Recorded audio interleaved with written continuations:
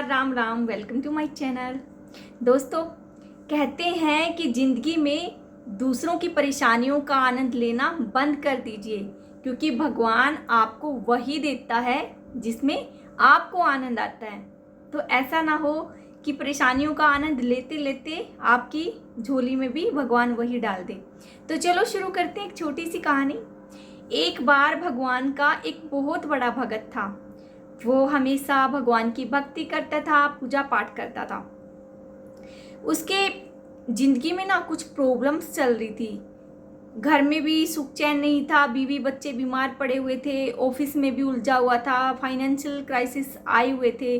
तो काफ़ी अच्छा नहीं था, जिसके कारण वो बहुत स्ट्रेस में रहता था। उसके आस पड़ोस के लोग उसको कहते थे कि भाई सब अच्छा हो जाएगा, तुम तो भगवान की बहुत भक्ति करते हो। लेकिन उसका मनोबल बिल्कुल टूट चुका था। एक दिन ऑफिस में ऐसे डिप्रेशन में तो वो रहता ही था, किसी से हाथापाई हो गई और उसकी जॉब चली गई, उसे जॉब से निकाल कर दिया। एक दिन वो रात को बहुत फ्रस्ट्रेटेड था। उसने गुस्से में भगवान से कहा कि भगवान जी, आज रात को मेरे सपने में आना, मैं आपकी इतनी भक्ति करता हूँ, अब मुझसे बर्दाश्त नहीं होता, ऐसा नहीं चलेगा। उसी दिन भगवान रात को उसके सपने में आई। उसके सपने में उसने भगवान से कहा कि भगवान जी, मैं बहुत बहुत परेशान हूँ, कितनी भक्ति करता हूँ आपकी, लोग जो आपकी भक्ति भी नहीं करते कितने मज़े से रह रहे हैं, और देखो मेरी हालत में कैसा हूँ। भगवान ने कहा कि बेटा ऐसी बात नहीं है, देखो जिंदगी में फ्लक्चुएशंस आते रहते हैं, सब अच्छा हो जाएगा। उसने कहा नहीं भगवान जी, इमीडिएट ऑन द स्पॉट मेरी प्रॉब्लम्स को ख़त्म कर दो। वो जो सपना वो देख रहा था, उस सपने में बैकग्राउंड में एक बहुत बड़ा आम का पेड़ था। भगवान ने कहा डोंट वरी, ठीक है, ऐसा करो कि अपनी सारी भी जो भी प्रॉब्लम्स है ना, एक पर्ची पर लिखो और उसको एक पोटली बनाकर वहाँ आम के पेड़ पर टांग आओ। और हाँ, ये एक्सचेंज ऑफर है, आप जैसे ही अपनी प्रॉब्लम्स टांगोगे, किसी एक पोटली को आते हुए आपको उठाकर लेकर आना है। वो जल्दी जल्दी से अपनी प्रॉब्लम्स लिखने लगा। उसने ऑलमोस्ट सारी प्रॉब्लम्स लिख दी, पोटली भर गई थी। और वो टांग कर आने लगा तो उसे तभी याद आया कि भगवान ने कहा था कि आते हुए कोई एक पोटली अपने साथ लेकर आएगा उतार कर। उसने पहली पोटली को छुआ तो वो बहुत हैवी थी। उसने देखा कि कहीं ऐसा तो नहीं है इसमें कोई बीमारी हो और मेरे घर में किसी की डेथ हो जाए। तो दूसरी पोटली उसने ढूंढनी शुरू की, थोड़ी छोटी पोटली थी। फिर उसने देखा ऐसा तो नहीं है कि मैं गरीब हो जाऊं, सारी संपत्ति खत्म हो जाए, मेरी दरिद्री में दिन बीतते। उसने वो भी पटक दी।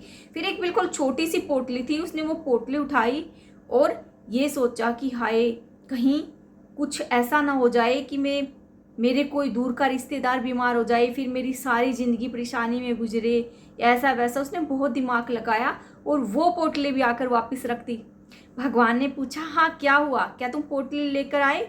उसने कहा नहीं भगवान जी, मैं किसी की पोटली लेकर नहीं आया, वहाँ पर बहुत सारी पोटलियाँ थी, मुझे लगता है कि लोग मुझसे भी ज़्यादा परेशान हैं, मैं अपनी ही पोटली वापस ले आया हूँ।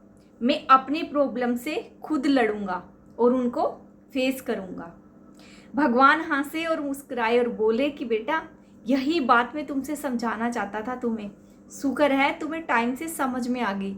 जिंदगी में बहुत सारी प्रॉब्लम्स आती रहती है, लेकिन ना तो वो डेफिनेट स्टेबल नहीं है, ना खुशी स्टेबल है, ना दुख स्टेबल है। फ्लैक्चुएट मोड पे चलते हैं एवरीथिंग, वो आते जाते रहते हैं। इसलिए जैसे डे के बाद नाइट आता है, नाइट के बाद अगेन डे आता है, हमारी ज़िंदगी भी ऐसी ही होती है। अगर हमेशा दिन दिन रहे तो हम परेशान हो जाएंगे, लाइफ रूटीन डिस्टर्ब हो जाएगा, सो नहीं पाएंगे।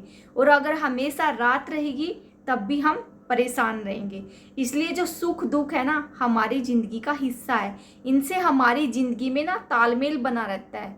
वो कहते हैं ना कि इंसान अपनी औकात में रहता है, इसलिए इंसान को इंसान समझता है ना, सिर्फ इसलिए कि वो दुख सुख दोनों फेस करता है। और जिसने कभी दुख का साया नहीं देखा ना, वो इंसान इंसान नहीं होता, कुछ और ही रूप ले लेता है। तो दोस्तों, आइंदा जब भी आपकी ज़िंदगी में कोई प्रॉब्लम्स आए तो घबराएं नहीं, हमेशा मुस्कुराते रहें और अपनी जो प्रॉब्लम्स है उनसे खुशी खुशी तो दोस्तों इसी के साथ मैं आपसे विदा लेती हूँ। कल फिर मिलते हैं एक नई कहानी के साथ। ओके, तब तक के लिए धन्यवाद। आपका दिन शुभ हो।